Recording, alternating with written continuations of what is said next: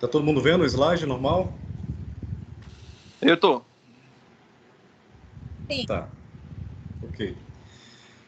Pessoal, eu lembro que algumas vezes eu falei para vocês que vocês, quando estão na faculdade, vocês adquirem alguns conhecimentos, né, provocativos, né? E quando saírem, naturalmente, vocês vão ter que se capacitar muito, vão aprender coisas em campo que não aprende em sala de aula, né? E eu sempre comparo o engenheiro recém-formado a um médico, um clínico geral. Então, essa aula não é diferente do que eu vou tentar mostrar para vocês, né? Um geotécnico ele pode ser comparado ao médico. Da mesma forma que sintomas como febre e tosse indicam a possibilidade de diversas doenças, mas não define exatamente qual é. O levantamento de poucas características do solo podem dar a ideia inicial do seu comportamento, mas são suficientes para defini-las adequadamente. E somente a execução de ensaios mais detalhados poderemos melhorar nosso conhecimento acerca de suas particularidades e assim dimensionar e executar a obra com economia e segurança. Alguns detalhes dessa mensagem é o seguinte: durante muito tempo, a mecânica dos solos foi um mecanismo empírico, né? Ninguém dominava a mecânica dos solos, então era tudo feito por observação, por tentativas, né? E até hoje a gente tem, vamos dizer assim, a gente tem um universo de confiabilidade maior, uma precisão maior. Nós estamos sujeitos ainda a alguns resultados, né, que não condizem ainda com a realidade total, né? E para isso existem mais ensaios detalhados, né, que a gente consegue chegar no critério de segurança, né, e economia, né, que é o que a engenharia realmente tem que propor. Então, quando recém-formados, pessoal, vocês vão ter muitas dúvidas, questionamentos, principalmente sobre a área que vocês vão querer atuar. E a geotecnia não é uma área tão diferente, né? Inclusive, é uma área muito promissora. A geotecnia está em praticamente todas as obras, todas as áreas, né? Área ambiental, área de estruturas, área de recursos hídricos. Ela está em todos os lugares, tá certo? Bom, durante o curso, a gente vai falar bastante sobre a geotecnia, né, que praticamente é sinônimo de mecânica dos solos, né? Agora é uma disciplina mais avançada, né? Vocês vão ser mais desafiados com relação a cálculos, com relação a mais entendimento.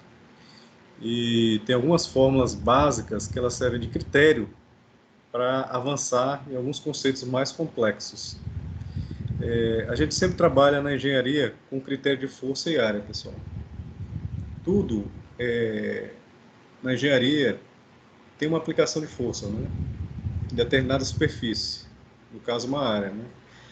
E aqui nessa aula a gente vai falar um pouco da reação dessa pressão, né? Dessa tensão aí que causa esse efeito aí de variação de forma, né? Por conta dessa força, variação de volume, redução de vazios e a deformação. O que isso pode causar para nós, né? Qual o comportamento que pode gerar e que soluções a partir desses comportamentos a gente pode tomar, certo? Só um momento.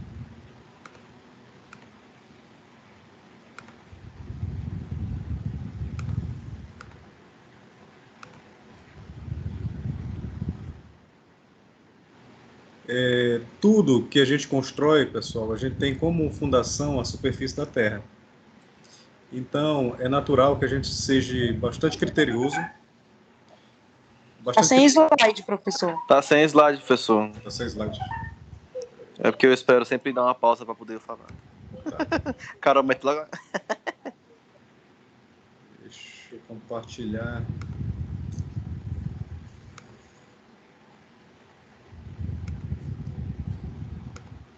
Prontinho. Tranquilo agora?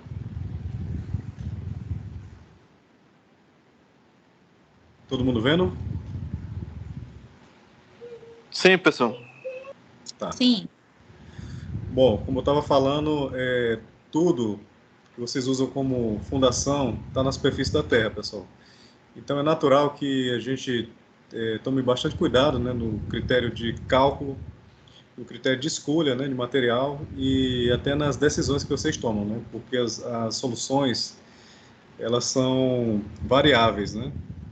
Então, cada profissional ele tem um critério, né, para isso. Vocês vão tomar como base alguns conhecimentos para subsidiar essa tomada de decisão. E uma delas é o peso próprio da estrutura, pessoal. Uma estrutura no solo, ela tem uma sobrecarga muito grande, certo? E toda a base de sustentação, ela tem que ter um equilíbrio, né? Tem que ser uma carga dimensionada para ser distribuída uniformemente. Então, quando isso não acontece, o que pode causar? Pode causar o efeito dos recalques, né, que a gente chama, né? Que são aplicações de cargas, né, de forma variada, né, de forma mais intensa, né? E esse efeito, o que ele vai causar no solo? Uma diminuição brusca de vazios, né? Uma redução aí da quantidade de água do solo. E esse afundamento, né, por conta da carga, é chamado de recalque. E isso é muito comum no campo, né? Isso não é uma coisa que a gente foge tanto, né? Isso pode acontecer com qualquer um de nós. A gente tem todos aqueles problemas, né? Que tem todas as modalidades para poder chegar nessas etapas, né? Uma delas é o planejamento, o próprio projeto, né? Que é feito por outro profissional, e a execução, que é feito por outro profissional ou profissionais habilitados. E essa interface entre projeto e execução é que a gente tem uma série de falhas, né? E critérios aí que tem que ser muito bem definido, tá certo? Então, para isso que existe os especialistas na área de projeto, os especialistas na parte de construção e as pessoas que fiscalizam esse tipo de trabalho. Essa ilustração do lado aqui, isso era para mostrar para vocês, né? A distribuição das cargas, né? Aqui só para ilustrar, né? De forma mais detalhada, né?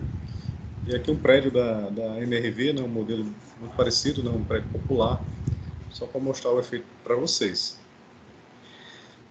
Outra coisa também, pessoal, a gente vai se deparar muito com patologias. O que são as patologias? São os problemas que vão acontecer no dia a dia de vocês, né? Como eu falei para vocês, a mecânica dos solos, a gente consegue trabalhar com a técnica, né? E conseguir a segurança e a economia, mas com um certo fator, né? Isso daí não é absoluto, né? A gente está sujeito a eventos catastróficos, né? Como o colapso do solo, né? Que é a ruptura aí, né? O nome disso daqui a gente chama de... Deixa eu ver se eu consigo botar o pincel aqui. Beleza. O nome disso aqui, pessoal, esse tipo de cisalhamento é chamado de curva de ruptura cisalhante. Isso daqui é muito comum em costas, né? Em locais que tem habitações clandestinas, né? As famosas comunidades, né? Que agora não podemos mais falar em favela. Isso daqui também só é para ilustrar essa situação que a gente vai lidar com isso e que também vai conseguir fazer uma reparação desse tipo de problema, né? Vamos ser especialistas na área de recuperação também. Aqui é um talude, né? Onde esse efeito acontece, seja por ação da água, seja por ação do peso próprio ou o tipo de solo que foi colocado aqui para essa finalidade, certo?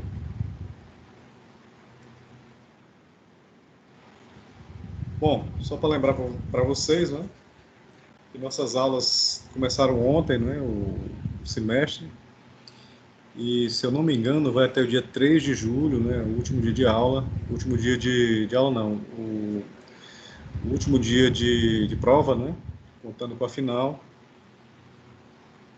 No meu caso, teremos poucos feriados, né, minha aula nas terças-feiras, eu acho que eu não vou ter nenhum feriado, exatamente, não vou ter nenhum feriado, pessoal. Isso é muito bom, né, para quem quer aprender mais, quem quer tirar dúvidas, né. Pela cronologia das aulas, nós vamos ter 17 encontros, né, contando com a AV1 e a AV2. Deus o livre aí ter que encarar vocês aí numa reposição e também no exame, viu, pessoal? Quem já me conhece sabe que as provas não são difíceis, né? Geralmente eu gosto de colocar na prova tudo que eu coloco em sala de aula e também nos slides. Então, é importantíssimo que todos estejam presentes nas aulas, não faltem. Eu gosto também da interação. Vou tentar ser mais participativo esse semestre com vocês, né? E, inclusive tentar premiar com alguma pontuação extra para a aula se tornar mais dinâmica para vocês. Tá certo? Nossa V1 vai ser no dia 6 de abril. Então a gente tem um espaço aí razoável, né, para começar a estudar. E a nossa próxima prova vai acontecer em junho, né, a V2. Certo? Então a gente tem bastante tempo aí para tentar fazer com que não tenhamos nenhuma surpresa no dia da prova. Pessoal, você colocou a reposição aí no dia 15, né? Isso. Dia 15 é o quê? Segunda-feira, é? Dia 15 é porque, assim, a V1 e a V2, ela tem uma semana para fazer. Já a reposição só tem 2 dias fixos, se eu não me engano é quarta e quinta. Certo. E o exame vai ser também, se eu não me engano, em 2 dias. Acho que é 16 e 17.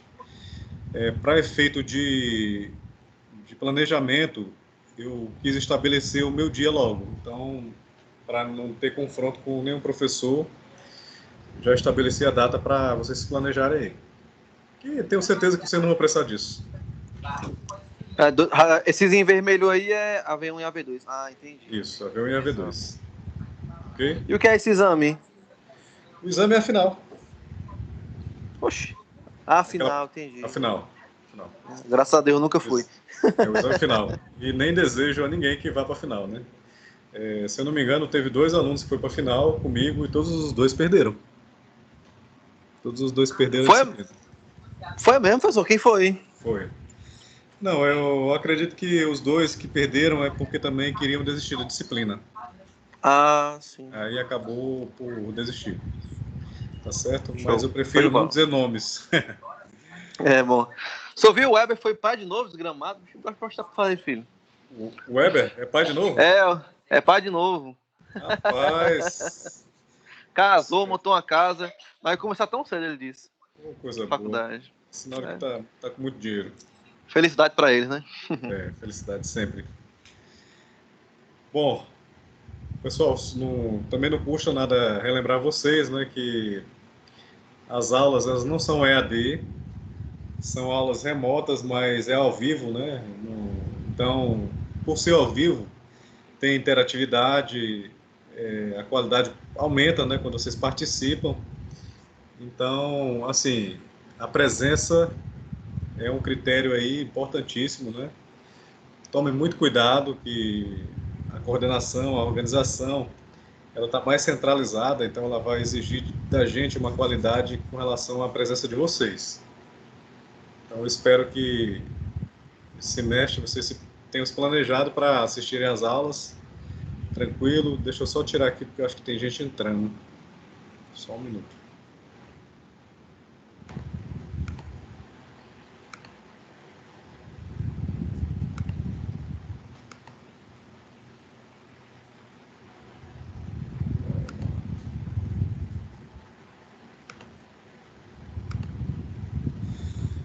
Bom, a presença, não é? Como eu falei para vocês, evitem, né, as faltas, que elas também contam como critério de aprovação na disciplina.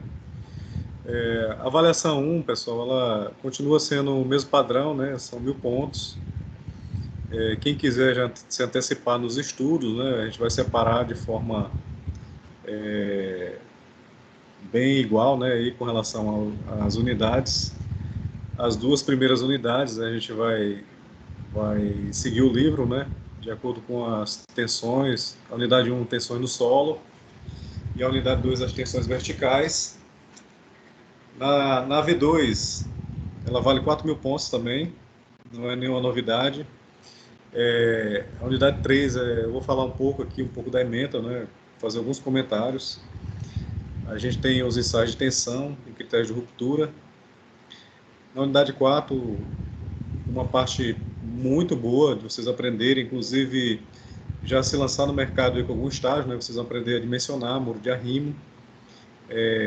Vou falar um pouco sobre barragens, né? Obras subterrâneas, túneis, algumas coisas aí que vão servir vão ser muito bom aí para a aplicação de vocês no mercado.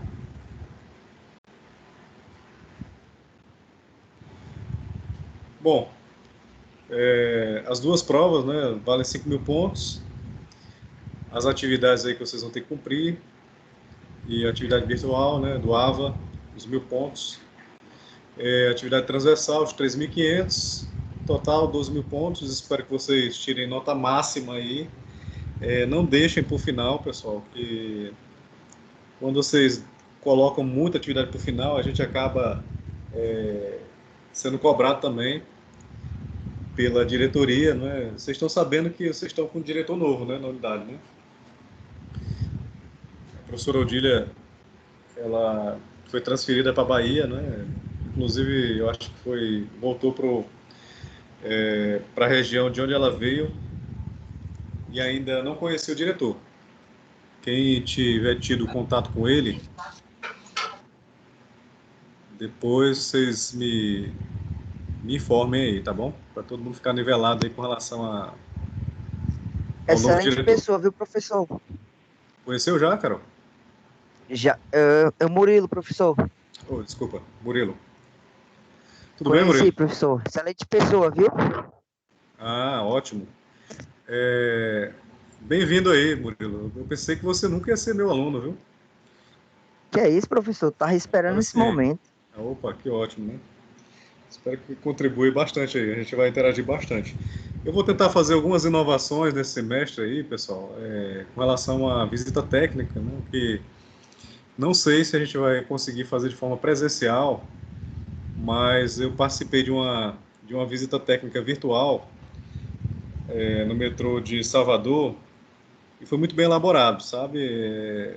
Foi ao vivo, né, com alguns técnicos fazendo a interface, né, ao vivo, né? Então eu vou tentar incrementar isso para vocês, né, para tentar mostrar a parte mais prática possível do curso para vocês. Bom, pessoal, alguma dúvida até agora? Alguém quer fazer algum comentário?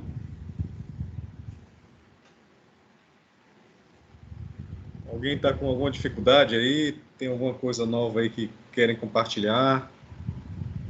Todo mundo bem? Alguém teve Covid aí durante esse...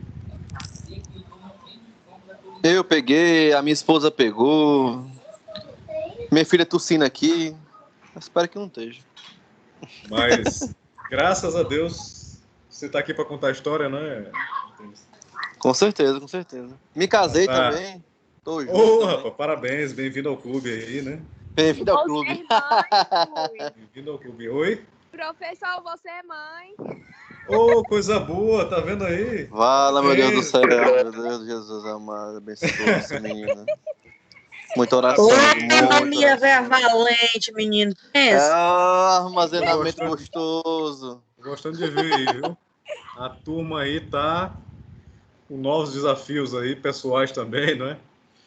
Engenheiros aí já começando aí com todo o gás, né? Pessoal, vocês vão terminar o curso aí de forma brilhante, tenho certeza. A gente está tendo um problema aí na educação nacional, né? Eu não sei se eu contei para vocês, eu fiquei como coordenador de outra instituição durante 6 meses.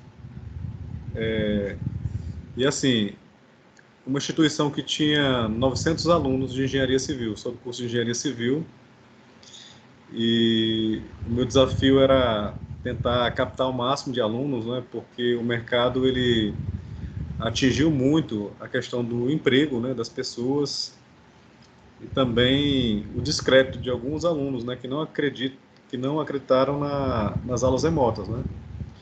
Fico triste, né, por um lado, e fico feliz por vocês terem aceitado esse desafio, né, porque vocês vão ser aquelas pessoas, né, que vão estar lá na frente, né, mostrando o resultado, né, da superação e formados, né? Espero que vocês estejam formados. E o resultado aí desses 6 meses de coordenação foi que dos 900 alunos ficaram 277. Então, é complicado, não é uma coisa regionalizada, não é uma coisa no Brasil todo que está acontecendo. E além das outras causas, né? Muita gente ainda sendo atingida por Covid, e agora essa nova variante aí, essa cepa aí, né? Quem já teve Covid, né, tem uma imunidade aí para alguns meses, né? Já tem uma vacina natural, né? Eu também tive Covid, viu, Artemis? Eu, minha esposa, meus sogros, meus filhos, né? Tive algumas complicações, o meu não foi tão leve assim. Tive uma pequena sequela aí No pulmão? no pulmão. Ah, eu também. Eu quase morri em casa, mas não fui pra UPA nem a pau. Rapaz, você é guerreiro, viu? Tu é doido, ó. Falta de ar, febre, deu 39 graus. Eu morri e ressuscitei. Realmente aí foi intenso aí, foi intenso. Que bom que você tá rindo, tá contando história aí, né? Mas é complicado. Quem vai para internação, né? Quem é entubado, realmente não é uma coisa que você tem muita esperança, né? No momento. Você foi entubado? Não, eu não. No Graças a momento Deus. eu também tô, mas graças a Deus, meu também tá sendo leve. Tá tranquilo, né? Não, Tá vai bem. piorar no 8º dia. 8º dia, no dia ele piora. Não, É. eu tô no 11º, mais ou menos. Eu fiz Ah, teste então na nem UPA. transmite mais. Pois Não, é, eu então já tá fiz tranquilo. teste na UPA e é Covid mesmo, mas ainda bem que eu tô praticamente assintomático. É o Yuri que tá falando, Graças né? a Deus. É, o Yuri. Não, Yuri, graças a Deus, você tá sintomático. E outro sintoma que eu tive foi aquela questão da falta de paladar e do olfato, né? Isso pra mim me incomodou bastante. É horrível, né? A questão do cheiro me traz muita coisa, né? Mas enfim, que bom que tá todo mundo bem. Vamos lá para a ementa. A primeira unidade, pessoal, a gente vai falar de um assunto importante também. Esse assunto ele vai ser falado por muito tempo. Eu lembro de ter falado algumas coisas no início do curso, né, sobre tensão, sobre pressão, e isso vai seguir a carreira de vocês aí por um bom tempo. Vocês vão ouvir muito isso. O pessoal que trabalhar aí com a parte de dimensionamento, a parte de controle tecnológico, né, vai ver muito essa questão de tensões no solo. As tensões geostáticas, né, que quando a gente fala em gel, a gente fala em terra, e estática o peso do solo, né? Então, o peso próprio do solo, né, que causa as tensões. Capilaridade do solo, né? Os solos eles conduzem, né, são permeáveis, né, até um certo limite, e por uma força de interstício, né, que vocês vão estudarem bem direitinho para aprender. A capilaridade é um mecanismo que funciona contra a gravidade, né? Por uma força aí, de interstício.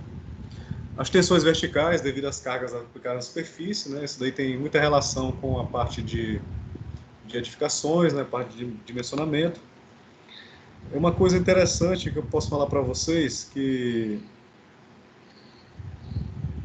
o que acontece na construção civil. A gente tem 2 tipos de profissionais na área de projetos, né, que ambos trabalham com a relação de estrutura. O engenheiro, ele para construir um prédio, por exemplo, ele precisa das tensões admissíveis do solo. Mas o que é isso, professor? Tensão admissível do solo, pessoal, é um cálculo para saber o quanto que o solo resiste àquela carga. Então, esses dados é feito pela sondagem, né? É feito geralmente a sondagem é percussão, eu vou falar também com vocês sobre isso. E o profissional que faz isso é um profissional de estrutura, que geralmente eles se separam, né? Tem um profissional de estrutura da área de fundações, né? Que eles vão passar esses cálculos, né? Que precisam, né? Das cargas de fundações, né? Eles que fazem esse dimensionamento e passa para outro calculista, né? Que é o cara que vai dimensionar as vigas e os pilares e a sobrecarga, né? Da estrutura.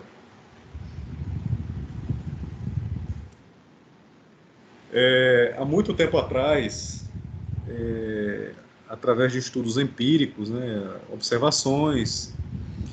Os primeiros estudiosos aí, eles não tinham o domínio de uma ferramenta mais eficaz para poder dimensionar entender o peso próprio da estrutura sobre o solo. Um dos casos aí mais emblemáticos aí conhecidos, né, no mundo todo é a Torre de Pisa, né, lá na Itália, que ela sofreu uma sobrecarga, né, que eu falei para você, né, se chama recalque, né, e ela sofreu uma sobrecarga até um certo ponto, né, pessoal. Por que isso aconteceu? Com certeza o tipo de cálculo para a fundação, para a base, né, para ela suportar esse peso todinho não foi suficiente, né? Um peso muito grande, né, que qualquer inclinação tende a levar essa carga mais adiante, né? No caso aqui está favorável ao tombamento, então o recalque está no sentido do tombamento dela. Professor, essa torre, ela continua inclinando? Ela vai cair um dia? Não, pessoal, ela não vai cair. E assim, por que eu digo que ela não vai cair? Por conta dos critérios de cálculo, dos reforços que foram feitos com o avanço da tecnologia, né? Então, vamos dizer assim, foi isolado, né, por uma técnica aí de melhoramento do solo, e ela não cai mais. Professor, mas essa solução é 100%? Não. Na engenharia, a gente trabalha com a questão dos coeficientes de segurança, né? Lembrando que nada é 100%, né? Uma porcentagem, né, de falha pode acontecer, mas é mínima, né? Isso só é uma previsão. E o solo, pessoal, está sujeito a isso, né? A esmagamento, né? A compressão. Em alguns casos, né? Pode estar sujeito a tração também. E isso daqui que é muito comum nos taludes, que é o cisalhamento, né? Que é a ruptura de planos do solo, certo? A gente vai ver isso daqui também de forma bem criteriosa. Não sei se alguém gosta de viajar, né? Não sei se tem algum estrangeiro aí na turma, se já ouviram falar ou foram lá na Torre de Pisa, né? Eu não conheço pessoalmente. Alguém quer falar algum comentário? Alguém já passou por alguma situação curiosa de ver um prédio com esse tipo de problema, de patologia? Problema de fundação, prédio inclinado?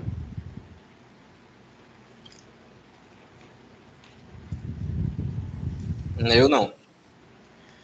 Murilo, Paulo, Carol, Eu Yuri. também não, professor. Até então não, professor. O professor, eu só vi isso aí nas covas do cemitério, que dá para tirar. Tem Professor? muito também no Rio de Janeiro, né, professor? Professor? Tem sim.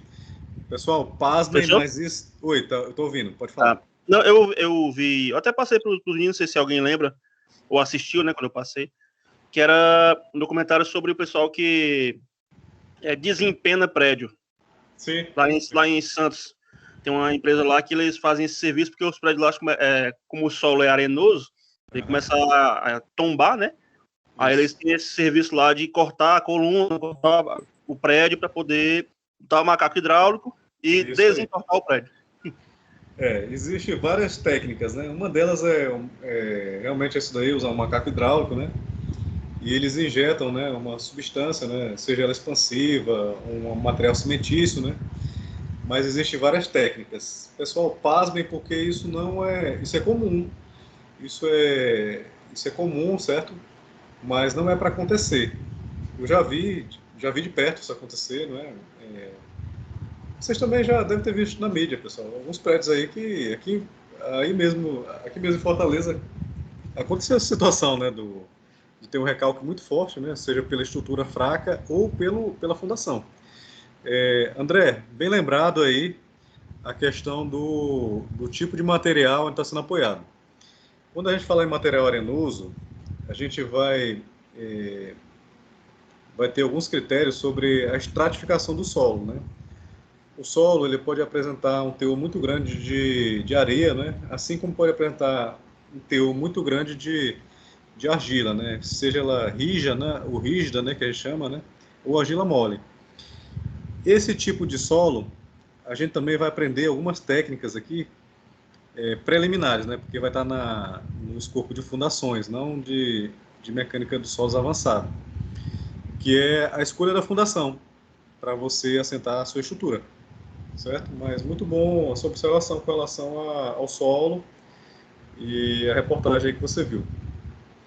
Professor, e Oi. sobre aterramento, se essa argila for um aterramento, tipo, o meu cliente ele tem um terreno, quer montar uma estrutura, né? E no terreno ele tem 10 metros de argila, de aterro. Certo. O senhor vai explicar mais para frente? Ou... Vou sim. Isso daí é o grau de compactação. Todo tipo de material que foi escolhido ele tem que passar pelos ensaios de laboratório, né? Os ensaios granulométricos, a resistência, né? Isso daí vocês vão aprender também aqui, certo? Com relação a aterro, né? Isso daí tem um procedimento executivo, né? Que se chama compactação por camada, né? Tem um limite, né? Para todo tipo de material e para prédios, né? Ele não pode ser feito de forma manual. Mas a gente vai ver sim, viu, Artemis? Vamos ver lá na frente. Show de bola. Bom, pessoal, as deformações verticais, elas são causadas pelos carregamentos verticais, ou seja, a estrutura, né, o que está sendo apoiado nela. A gente vai conhecer, através de ensaios, né, a teoria da elasticidade, porque a tensão ela está muito voltada a esse tipo de coisa, né? A deformação, força e deformação. Você aplica, né, o solo pode se deformar, seja pelo material, né, que ele pode ser argila mole ou uma areia, né, que é pouco, ela se compacta muito pouco, né, dependendo do grau de compactação dela.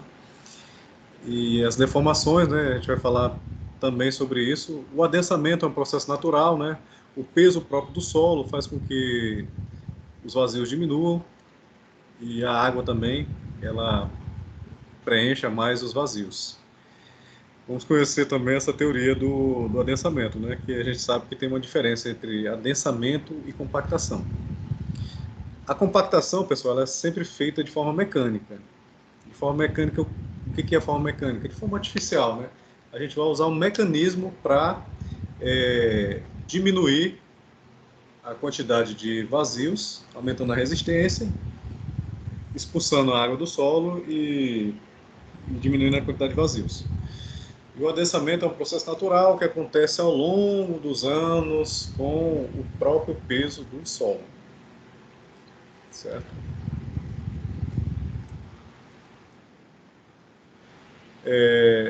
A gente vai conhecer muita coisa interessante.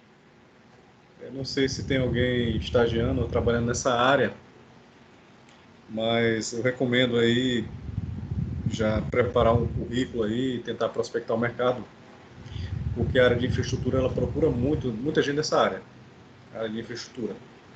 Interessante aí vocês, em paralelo, fazer uma imersão aí, pesquisarem bastante sobre as novas tecnologias, né, os materiais que estão sendo aplicados, que é promissor para a área de vocês. Bom, pessoal, o estado de tensões, né, em todas as direções, também esse estado de tensões ele está muito voltado à questão da pressão efetiva e pressão neutra, né, que está relacionado à água no solo e o tipo de material que existe no solo, né. A resistência ao cisalhamento, lembrando que um bom solo tem que ser resistente, né? Resistente em que sentido? Em que ele possa suportar as cargas, né? Sem nenhuma ruptura. No critério de resistência, a gente vai conhecer o ciclo de Mohr, né? A questão da dureza dos materiais e esses ensaios de determinação de resistência. Alguns dispositivos, né, são criados para evitar esse tipo de situação aí que está na figura do lado direito aí, na parte inferior, né? Com certeza esse solo aí, ele estava saturado, né? E o peso dele com o corte que foi feito, né, que não estava protegido com vegetação, pode ter causado esse colapso aí, né?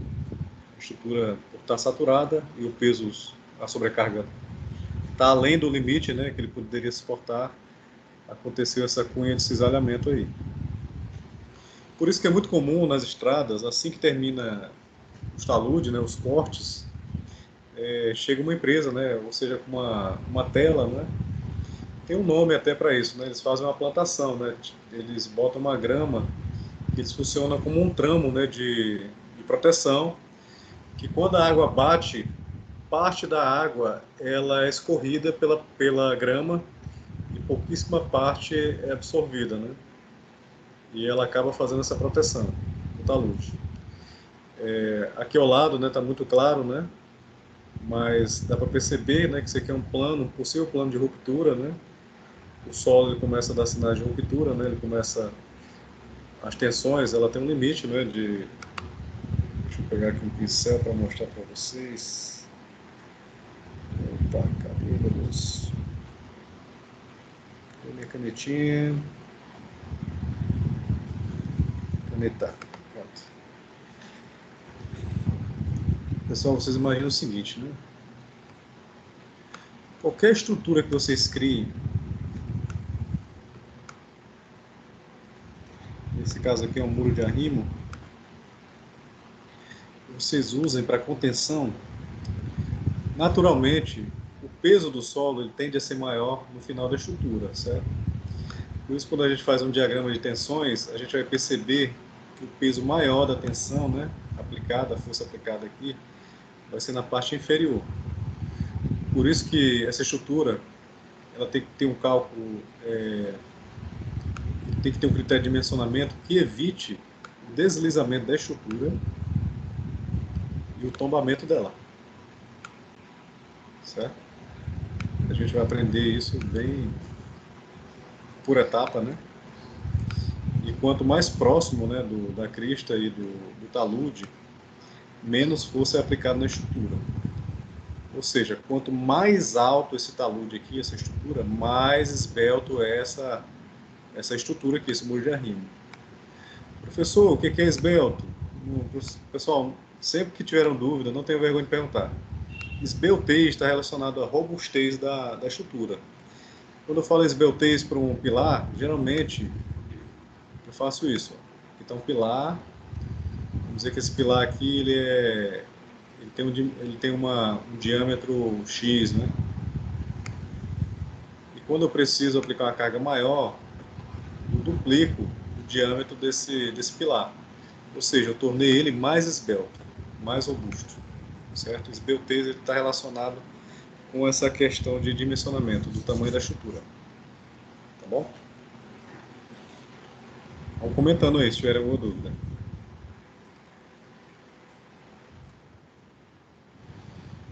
Um dos melhores assuntos, né, que fica para o final, é a questão das obras de terra, né, onde vocês vão aprender realmente o dimensionamento dos muros de arrimo, né, a questão da estabilidade de taludes. Existe na literatura livros específicos só para esse tipo de disciplina aqui, estabilidade de taludes.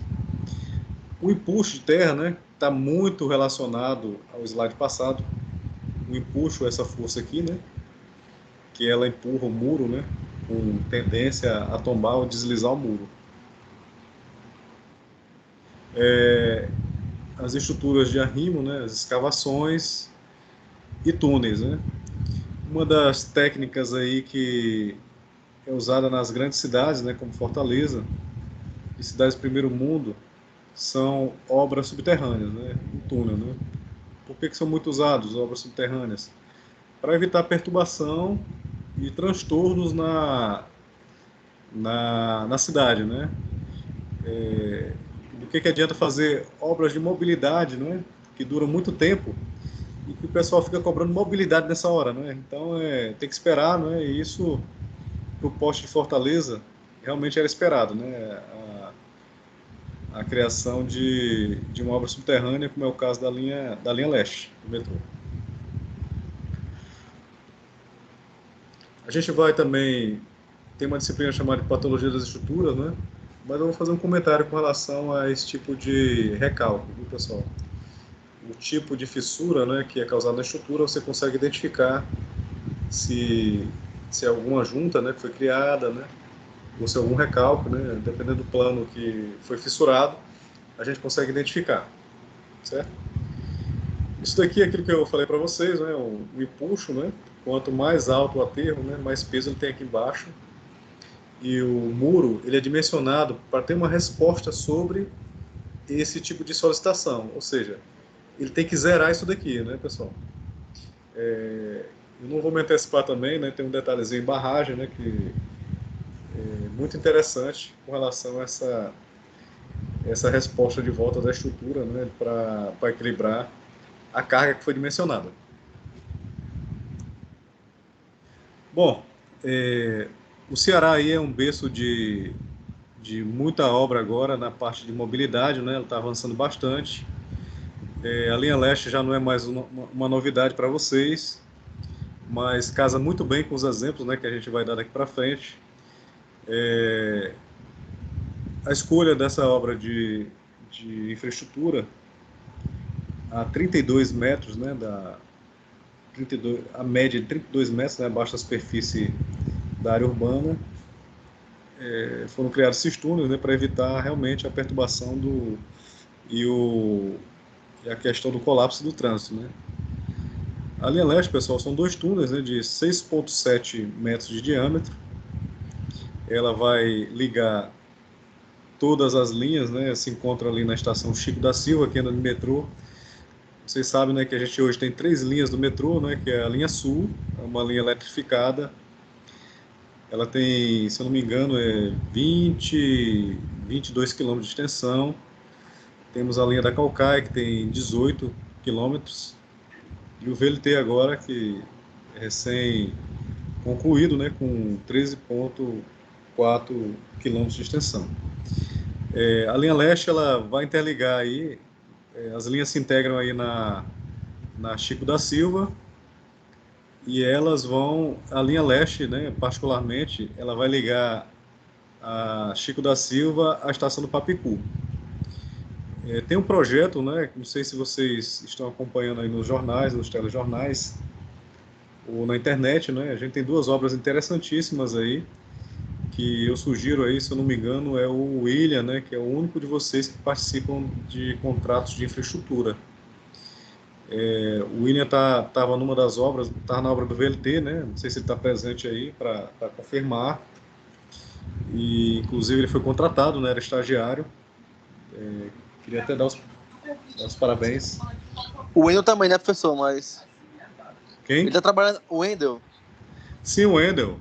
O Wendel também foi um cara aí que evoluiu, né? Estagiou comigo no metrô e a experiência dele serviu para entrar na parte de estradas, né? Foi, Muito bom, estradas. muito bem lembrado. Só que ele não tá aqui, né? Ele tentou hoje entrar, está matriculado, acho que ele teve problema no acesso. Mas eu conversei com ele antes da aula. Acho que foi só o problema aí que teve aí, mas na próxima aula acho que ele vai entrar.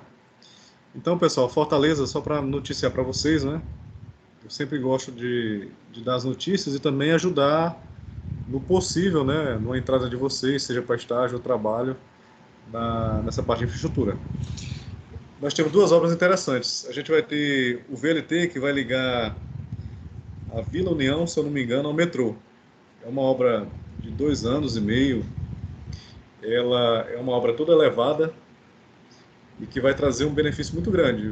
Quem pega metrô, né, quem for viajar de avião, por exemplo, você vai ter como chegar no aeroporto, seja pela linha sul, seja pela Caucaia, né? Professor, o senhor vai participar da obra ou não? Eu pretendo. Eu já... Vamos dizer que eu estou em negociação, né? Mas são 2 obras, viu, Artemis? Tem essa do aeroporto, né? Que é uma obra interessante. Aham. E tem uma obra, pessoal, que chama muita atenção. Essa vai fazer um diferencial muito grande no currículo de vocês. Vocês já ouviram falar na obra do bonde elétrico que vai ter aqui em Fortaleza? Eu acho que... Não, professor, não tá sabendo disso, não. Pronto, vamos ter uma obra de bonde elétrico, né? Com uma tecnologia única no mundo que vai surgir aqui em Fortaleza, né? Que é o supercapacitor, né? Que a gente chama, né? O veículo é um bonde, né? Que ele vai sair da estação, se não me engano, é José de Alencar, lá no centro, né? e vai até o Dragão do Mar, a primeira etapa, né? E, e esse trem, o supercapacitor, qual é o princípio dele? Ele não tem uma alimentação por catenária, né, por rede aérea de energia e nem combustível. Ele funciona por um sistema como se fosse um carregamento rápido, né, de super baterias que vão ter nas estações. Então, assim que ele para, né, ele alimenta o sistema dele e ele continua. É uma obra também rápida, né, uma obra prevista aí de, se eu não me engano, é uma obra de 1 ano e meio só. Mas tem coisas interessantíssimas assim com relação ao pavimento, a questão de drenagem e a infraestrutura que vai ser aplicada. Eu recomendo aí que vocês façam pesquisa aí nessa obra nova que vai surgindo, né? E mesmo que o estágio não seja remunerado, que seja voluntário da obra, tá bom? Oi. Quanto por carregamento, o custo para a população sai mais barato do que os ônibus? Não, Ou sai mais caro? a ideia é mais a questão da sustentabilidade, Yasmin, a questão de ser ambientalmente correto, né? Sim. É um transporte que não vai emitir nenhuma poluição, né? Que é uma exigência já do Acordo de Paris, né? O Fortaleza já foi premiada, né, em 2015, nos últimos projetos de mobilidade urbana. Então é mais por essa questão. Com relação a custo de passagem, eu acho que vai ser quase irrisório. O trajeto é bem interessante, né? Você vai sair do centro, vai passar pelo Mercado Central e vai até o Dragão do Mar. Muito interessante a proposta deles. Algumas empresas estrangeiras estão participando do consórcio, né? Então o know-how aí, né? A troca de tecnologia aí vai ser de bastante benefício para quem tiver no contrato. Essa obra, sim, eu tenho interesse em ficar.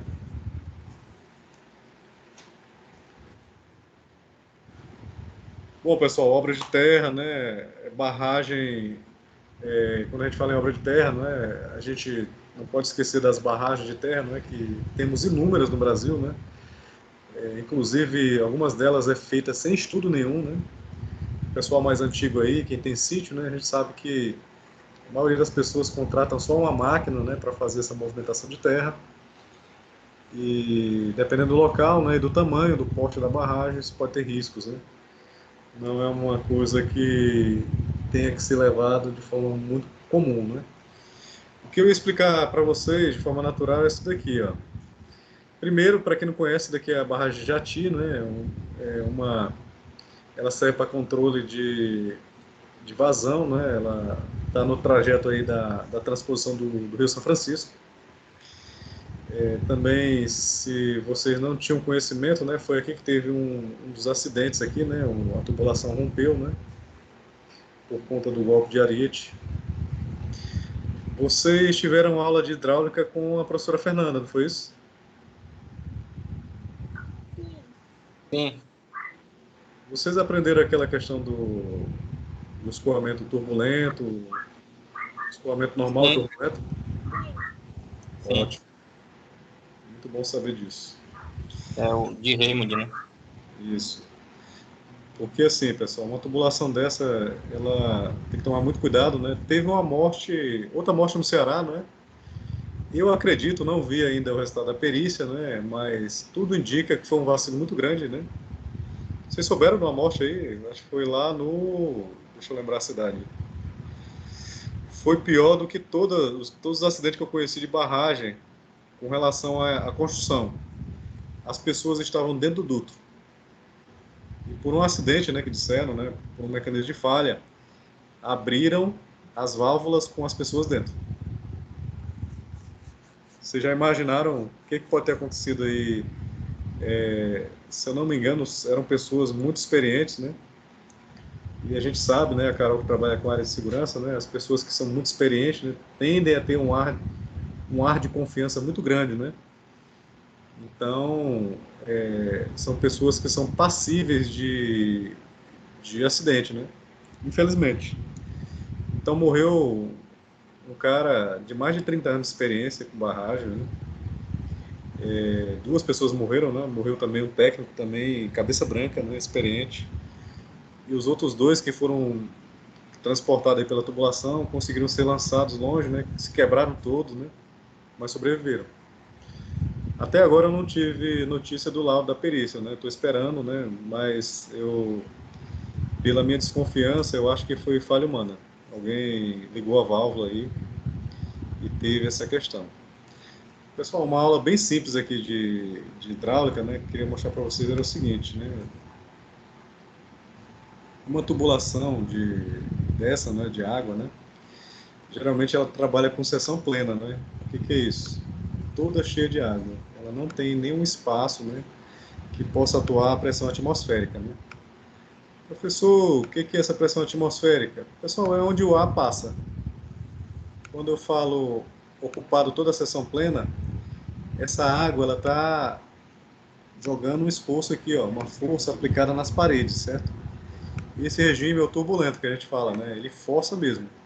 Ele é empurrado, né, através de bombeamento. Certo? Isso que acontece aqui dentro. E a questão da pressão atmosférica, né, que você não trabalha com seção plena, né? Você tem um espaço vazio, né? Então a pressão atmosférica ela está atuando aqui. Onde que acontece esse regime de tubulação com pressão atmosférica? Geralmente é a parte de esgoto. Ela trabalha com a questão da pressão atmosférica, certo? Isso facilita o escoamento, né? E também a ação o escoamento sem bombeamento, né? Por gravidade, ou seja, pela inclinação da tubulação, ela tem uma velocidade de arrasto, inclusive de resíduos, né? Para poder descer. O esgoto é assim. Já o da água, não. Geralmente é por bombeamento mesmo, né? Funciona com seção plena, né? Ela empurra tudo. E por que não trabalha com a atmosférica, né? Porque nem sempre o sentido do líquido está no sentido da gravidade, da ação da gravidade, né? Às vezes ela tem um recalque. O que é isso, pessoal? Recalque. Ela sai de um plano mais baixo para um plano mais alto. Então, nesse caso aqui, não tem como trabalhar com a pressão atmosférica. Só com regime turbulento aí, com pressão total. Certo? Aqui também eu vou falar um pouco sobre alguns tipos de barragem, né? Essa já tinha uma barragem de enroncamento, né? Quando a gente fala em enroncamento, a gente fala que as paredes dela são revestidas de pedra, né? Dentro dela tem um solo. E com relação ao empuxo, né, as tensões, o que eu ia dizer para vocês era o seguinte, né? Esse é o formato mais comum, que é o que a gente usa no interior, né? São as barragens de terra, né? Vocês notam que tem esse formato trapezoidal, né? O que faz conter, pessoal, além do peso próprio, é esse formatozinho aqui da pirâmide. Vocês lembram que eu falei para vocês que o empuxo, né? Quanto maior o material terroso ou a lâmina d'água, né? O peso dele tende a ser maior aqui, não é isso? Lembra que eu falei para vocês isso daqui? Vocês lembram isso aqui que eu falei para vocês durante a aula? A força que está sendo aplicada aqui, pessoal, é maior do que está sendo aplicado aqui. Por quê? Porque esse peso da água, por conta da gravidade, ele é maior aqui embaixo. Quanto mais alto, maior essa aplicação de carga aqui. Ou seja, esse formato aqui, ele ajuda a combater essa força, pessoal. Essa inclinação aqui ajuda a combater essa força se ele fosse só uma parede reta. Possivelmente, se fosse uma parede reta aqui, o que ia acontecer? Teria que aumentar a ancoragem dessa barragem, né? A fundação dela, né? Para evitar que essa barragem fosse deslocada, né? Ou evitar a cunha de cisalhamento, né? Que é o material querendo fugir por aqui, ser empurrado. Ok? Algum comentário, pessoal, até agora? Pode continuar, Rui. Tranquilo, né? Vamos lá. Bom, também faz parte das obras de terra, pessoal, os muros de arrimo, certo? A gente tem vários tipos de muros de arrimo, que é bom conhecer, né, de forma mais rápida, né? Temos aqui esses tipos aqui de muro de arrimo.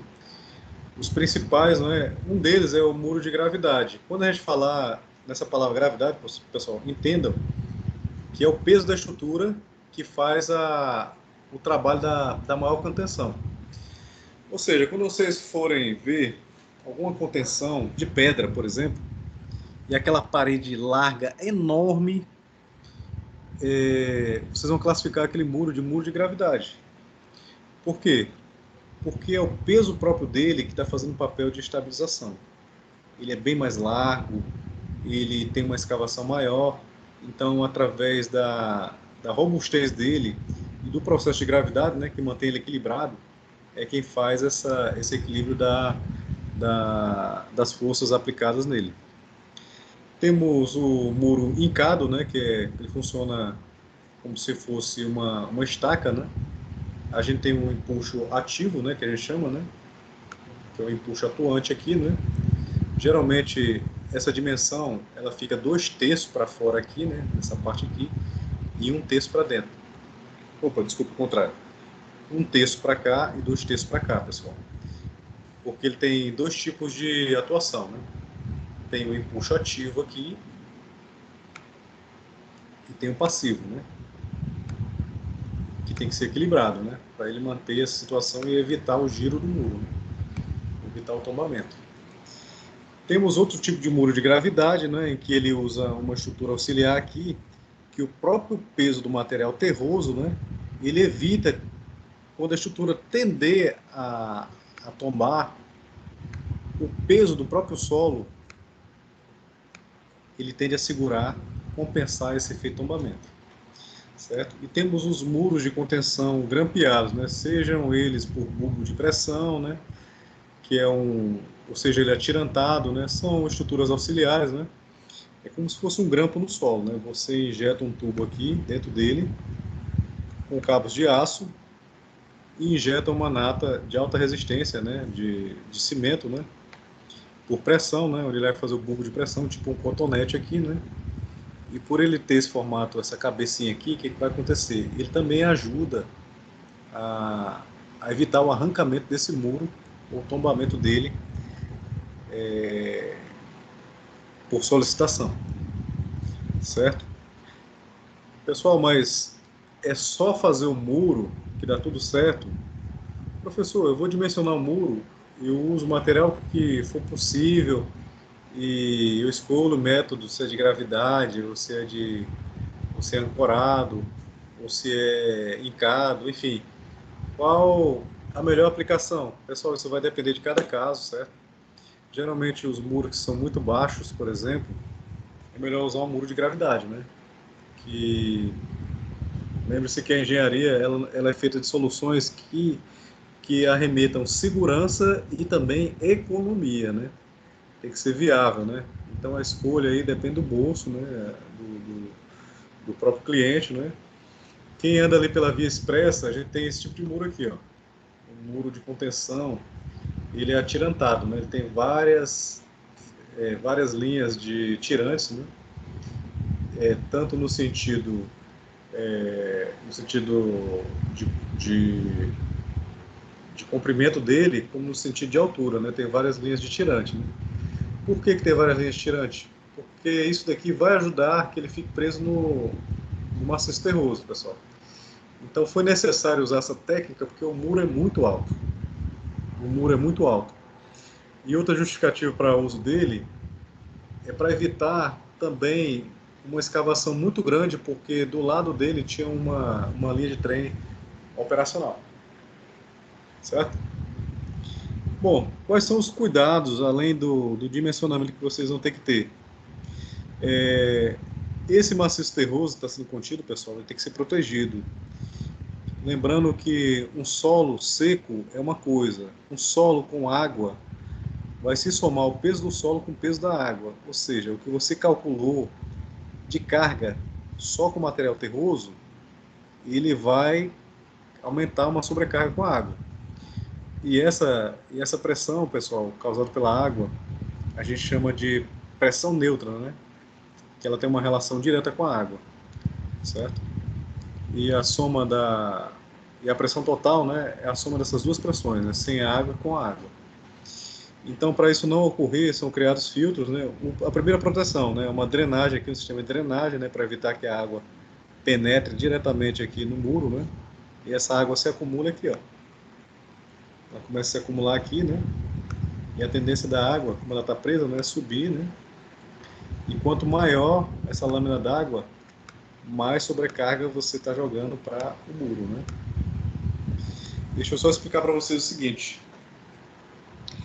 Existe um dispositivo de drenagem, né, superficial, né, que a gente usa canaleta ou sarjeta, e existe um, pessoal, subterrâneo, né?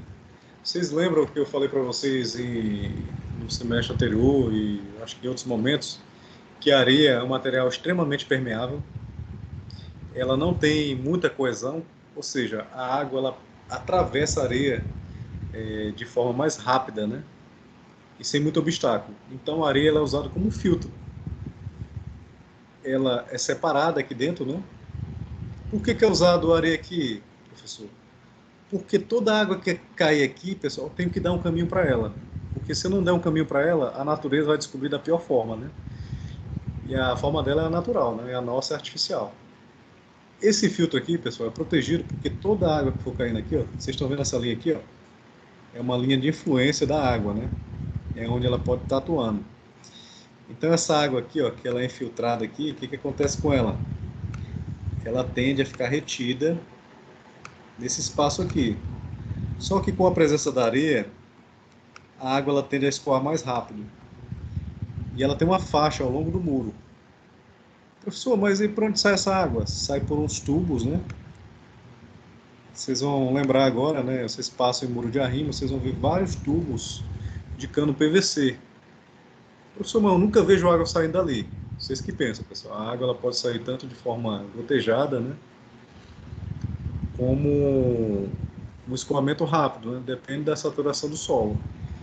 Esses dutos aqui eles são chamados tecnicamente de barbacana. Isso daqui que vai dar o alívio da pressão neutra, né? Da ação da água no muro, né? E aqui, né, uma sobrecarga, né?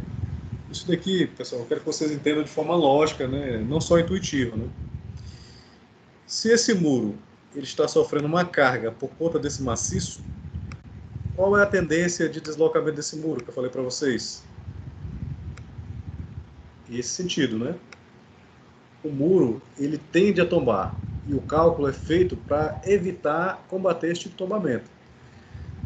Professor, se eu tendo ao tombamento, então quer dizer que essa parte aqui, quando eu empurro ele, vocês concordam comigo que esse bico aqui, ó, ele está sendo empurrado também para baixo? Vocês concordam? Sim. Se o muro está sofrendo uma sobrecarga devido a esse peso próprio do solo, se ele tende a tombar, ele está sendo solicitado aqui, pessoal, de forma mais constante. Ou seja, se eu fizer um diagrama aqui de força, é natural que a ponta dessa sapata desse muro tenha uma solicitação maior.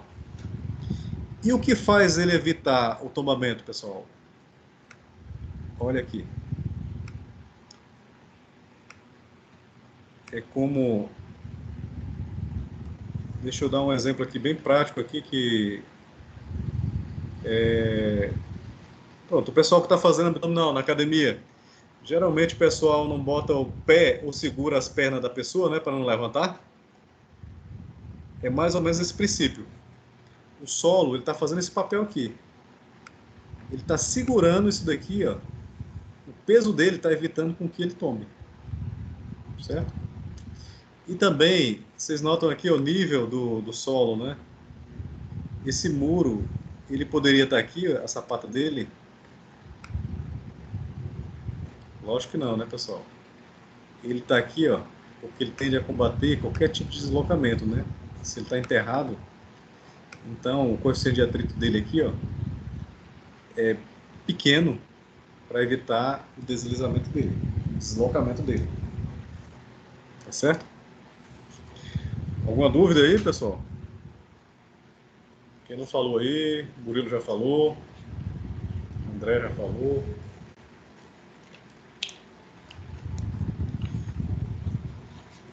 Alguma dúvida? Pode seguir, Rui. Pode seguir? Vamos adiante.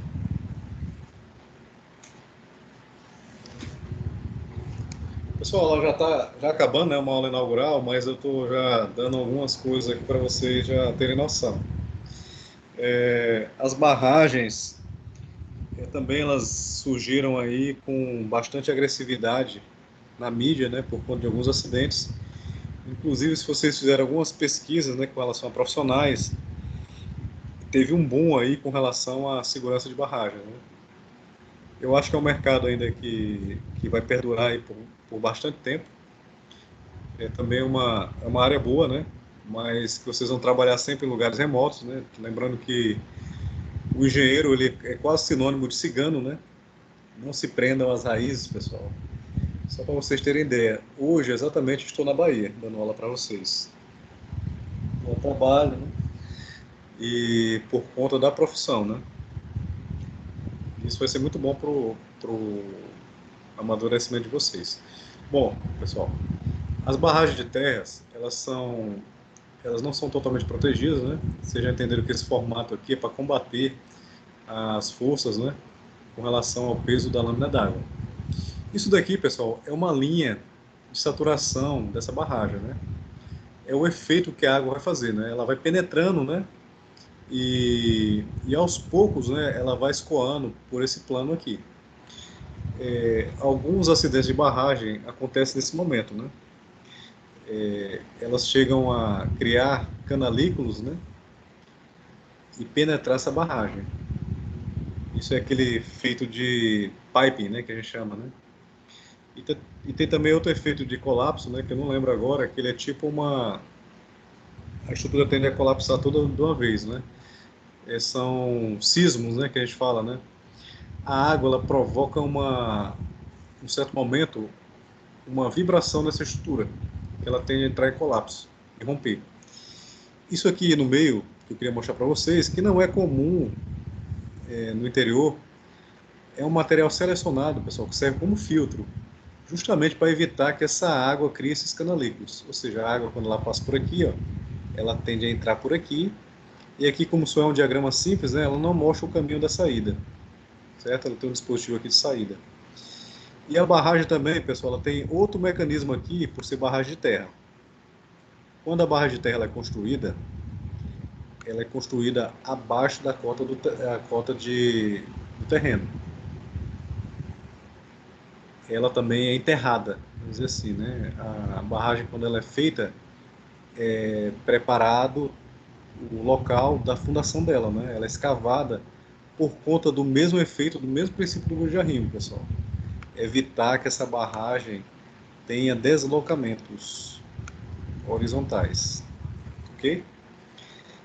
E o tão popular, né, que eu cheguei a falar sobre isso em algumas aulas, a barragem de rejeitos, né, que hoje está proibido, né? As que ficaram estão sendo monitoradas.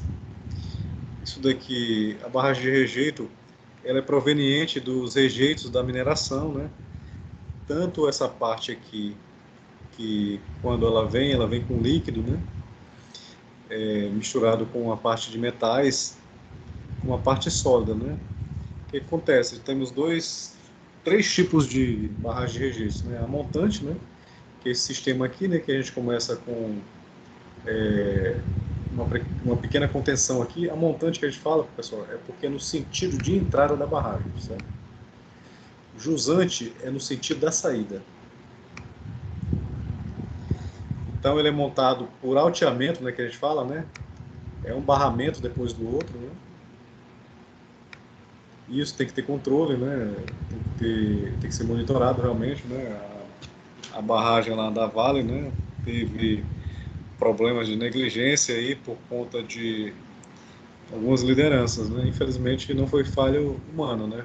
Era um desastre aí já declarado. E aqui é uma barragem de rejeito central, né? E aqui é a jusante. Essas duas são consideradas as mais seguras, mas que hoje está proibido, né? Qualquer tipo de barragem de rejeito que tem esse tipo de formato. Os taludes, né? Que são estruturas, são cortes, né? Feitos geralmente em montanhas, né? Por conta da construção de estradas, né? E essas técnicas são usadas para todo tipo de material, né? Quando eu falo todo tipo de material, é o tipo de solo, né? Que você vai sondar aqui, né? Seja um material de primeira categoria, de segunda categoria ou de terceira, né? Da primeira à terceira categoria, a gente começa do solo mais fino até o solo pedregulhoso, né? Rochação.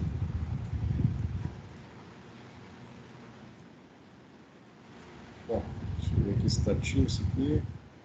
Isso daqui é uma barragem no sítio do meu sogro, pessoal. Queria só mostrar para vocês, né? Essa barragem não foi feita por um engenheiro, ela foi feita de forma tradicional, né? Que é feita no interior. Isso daí sou eu e meu cunhado, né? Ela já atingiu uma cota máxima de vazão, né? E essa barragem ela é cheia de patologia, pessoal. Ela tem alguns erros, né? Talvez não seja a hora de desafiar vocês, mas uma das falhas aqui que eu queria mostrar para vocês no vídeo são as plantações, né? Uma barragem ela não pode ter vegetação, pessoal. Ela não foi feita para ter, ela tem que ser protegida, né? E aqui vocês notam, né, que ela está com muito mato, né?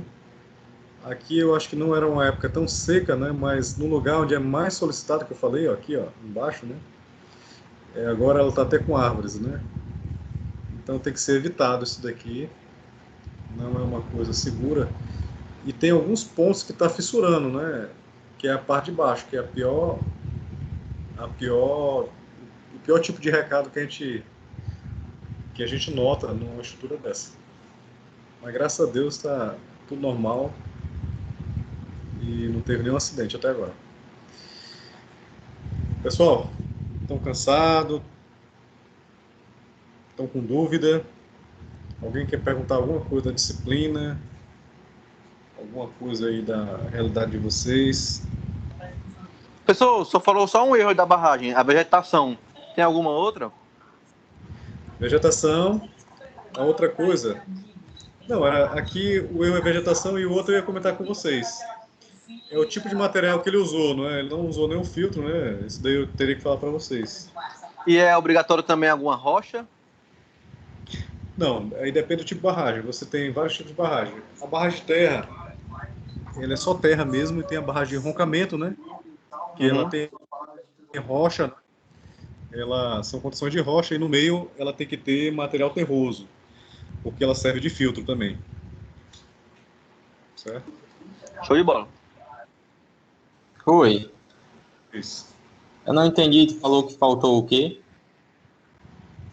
Filtro? Eu não entendi bem. O filtro. Isso aqui, ó. Deixa eu voltar aqui. Esse tipo de barragem, ela tem que ser protegida, né?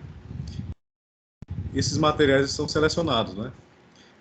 A água, ela tende a penetrar nessa barragem, Paulo. E o que acontece?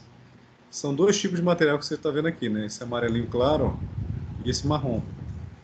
Para evitar justamente o ataque dessa água por efeito de pipe, né? Que a gente chama, né? Que a água, ela tem uma pressão tão grande aqui, ó, que ela tende a entrar aqui, ó, criar alguns canalículos, né? E esses canais, eles tendem a atravessar a barragem. Então, é selecionado um material mais permeável, né? Mais arenoso, né? Para quando ele entrar essa barreira aqui, ó, a água ela cria um caminho. Ela entra aqui dentro, né? E ela tem um caminho aqui para sair sem esforço, né? Sem demandar pressão. Seria isso. O filtro seria isso. Entendeu, Paulo?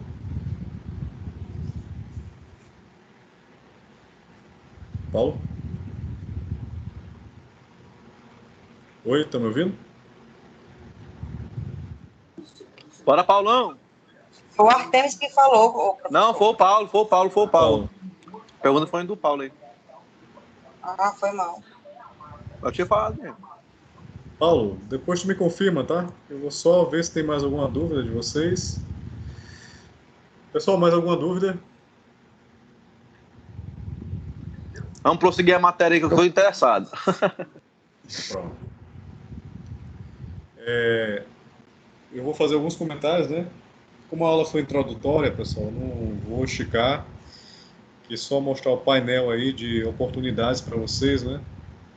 E queria já de antemão, além de agradecer a participação de todo mundo, instigar vocês mais ainda a procurarem estágio, porque é importante, antes de vocês concluírem o curso, vocês tenham alguma experiência. E essa experiência vocês vão adquirir logo no estágio, pessoal. Certo? O nível de detalhamento de informação é muito grande. Existem ensaios específicos, né? Que nem todos a gente consegue ver na matéria. Então, eu queria promover para vocês aí a busca aí de conhecimento na parte prática. Quem conhece aí o William, não, como é que é o nome dele? O Alisson, né? O Alisson, que trabalha também nessa parte de infraestrutura, né? Tenta entrar em contato com eles, o Wendel também, né? Tenta especular bastante o mercado, que a hora é essa, né, pessoal? Vocês estão no sétimo semestre, né? Agora. Ele saiu, pessoal, esse ano. Ele encerrou o estágio dele lá, era só 2 anos. Aí esse ano foi encerrado, Foi? do Alisson. Que pena. Mas vamos tentar aí. Boa noite. Opa, Boa noite. é o Alisson É o aqui. Alisson? Diga, Alisson. Atualmente eu estou trabalhando na obra do Centro de Manutenção do VLT. Já ouviu falar? Ali no Vila União. Sim. Me arruma um estágio lá, pelo amor de Deus. O centro de manutenção vai ser naquela área do aeroporto, Aquela área militar, ali próxima à estação, Vila União. Perfeito, cara. Ali é uma localização muito boa, né? No meio do trecho. E, o Alisson, assim que tu puder, se tiver alguma evolução dessa obra aí, vai informando a gente uma possibilidade até de uma visita técnica. E por conta da pandemia, a gente pode até fazer ela fracionada, assim, dividir a turma, sei lá, em 3 ou 5 partes, né? Acho que nem isso tudo, né? Lá o engenheiro é o Dr. Walter, o Alisson. O Walter, eu conheço ele, eu vou entrar em contato com ele também. Beleza, lá tá 2 meses de obra lá. Legal. Vocês estão fazendo o que lá? Lá tá limpeza do terreno. Estamos fazendo justamente um muro de arrimo também. Olha aí, tá vendo? A hora exata de conhecer, pessoal, é agora, viu? Inclusive nessa visita aí, se tiver abertura aí, vou falar com o Walter, né? Vou ver se eu... É do lado da minha casa, eu moro ali pertíssimo de lá. Eu vou tentar pegar até o projeto para mostrar para vocês aí e mostrar para vocês como é que é o controle desse tipo de obra. Tá, beleza. Viu? Obrigado, Alisson. Pessoal, na próxima aula, a gente vai começar a entrar no critério aí de tensão, viu? A gente vai entrar muito nessa parte de deformação do solo e os efeitos que isso pode causar. Certo? Eu queria que quem faltou hoje, vocês avisassem aí do pessoal para não se ausentarem na próxima aula, que as aulas dessa disciplina, o nome já está dizendo, né? Mecânica dos solos avançado, né? Quem perdeu uma aula faz bastante diferença e eu quero vincular essa aula à parte prática, né? Eu vou estar em Fortaleza a cada 45 dias e assim, vai ser muito sincronizada essa questão dos ensaios. A gente tem que estar perto da turma, todo mundo, né? E a gente vai tentar tanto ver os ensaios, né? Eu não sei se tem ensaio da disciplina em laboratório, mas vou ver aqui, não vi todo o material. E vou tentar simular esses ensaios no campo com vocês. Tá certo? Oi. Oi. Eu tinha um probleminha aqui, eu não sei por que aconteceu. Mas é a segunda vez, eu tô com internet e o site cai. Eu perdi não viu a explicação? Na verdade, quando você começou, caiu foi tudo aqui. Tentando Não, entrar. vou voltar aqui rapidinho para te explicar. Bom, eu estava falando o seguinte, que uma barragem, quando ela é dimensionada, ela é feita tanto para conter, não é? Essa questão do peso da água, né? Ela é feita também numa fundação, né, para evitar o deslocamento dela. E o efeito da água ela também tem aquele efeito de penetração aqui, não é? Todo solo tem um grau de permeabilidade. Então, para evitar que essa água entre, né, forme canalículos até atravessar ela, né, e abalar essa estrutura, é usado um material mais arenoso, né, que serve como filtro. E para que serve isso, professor? Para que a água que entre nele, ela seja conduzida de forma segura para um caminho de forma que não abale a estrutura.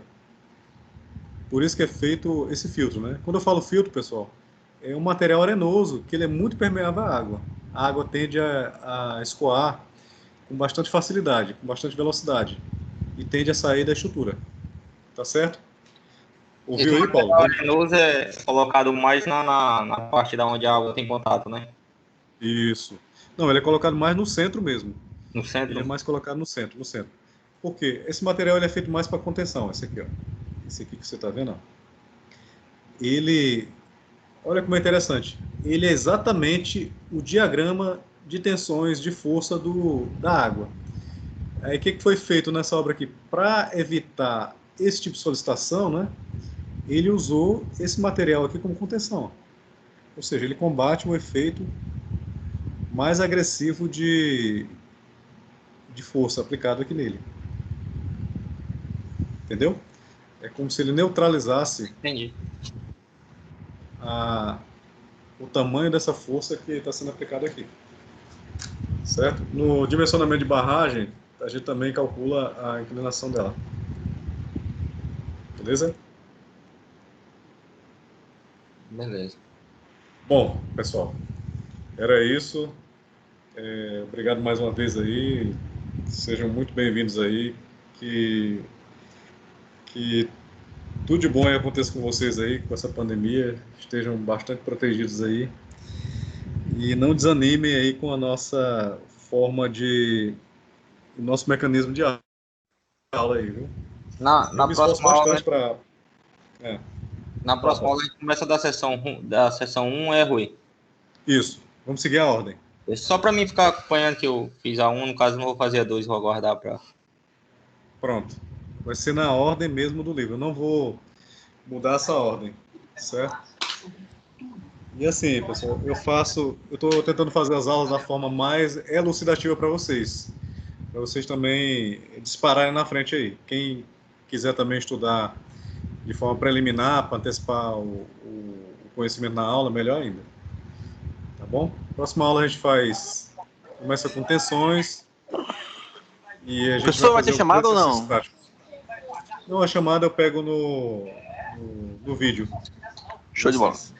Estou tentando me programar para fazer justamente isso, Rui, porque às vezes a gente tem uma dúvida na aula e deixa para depois e acaba que no final a gente não... E não são matérias fáceis, viu, Paulo? O certo é realmente você dar uma lida antes e chegar na aula para fazer essa junção aí. Dá certíssimo. Tá bom? Pessoal, boa noite a todos aí, viu? Valeu. Grande abraço. Professor. Oi? Voltando a essa questão aí do estágio que você falou, queria tirar só uma dúvida. Sim. Fala, Carol. O nosso curso, ele tem grade de estágio obrigatório? Tem. Obrigatório. Estágio supervisionado. Obrigatório, não tem para onde correr, só se forma se fizer. Não existe curso de engenharia sem ter o estágio obrigatório. Inclusive, você bateu em outra tecla interessante, Carol. Quem for fazer, não é agora, né? Vocês têm que ter 80% do curso e a disciplina tem que estar disponível, né? De estágio supervisionado. Mas lembrando que, por lei, vocês podem estagiar até 2 anos, não é isso? Até 2 anos no máximo, né? Então, quem arrumar estágio agora e tiver a sorte de ser contratado, é uma hora exata para vocês pegar toda essa bagagem aí, né? Tanto o conhecimento como o estágio supervisionado. Beleza? Show de bola, professor. Sim. Valeu, gente. Foi muito bom voltar e falar com vocês aí. Forte abraço aí. Até a próxima.